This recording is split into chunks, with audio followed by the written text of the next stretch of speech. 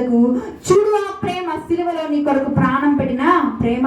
చూడు ఆ ప్రేమ, నీ కొరకు తన రక్తమును ధారాళముగా చిందించిన ప్రేమ. ఒక చెక్క మ్రాణను కోరుకొని దాని మీద ఆయన ప్రాణమును పెట్టిన ప్రేమ. ఆ చెక్క మాను మీద తన రక్తమును చిందించిన ప్రేమ. ఆ ప్రేమను విడిచిపెట్టి లోక ప్రేమలో నువ్వు ఏదో ఉందని ఆశించినట్లయితే ఒకనొక రోజు ఖచ్చితంగా బాధపడతావు. ఆ ప్రేమలో ఏమీ లేదని తెలుసుకున్నప్పుడు కన్నీటి గుండా వెళ్ళిన ఆ పరిస్థితిని గుర్తు తెచ్చుకొని బాధపడతావేమో.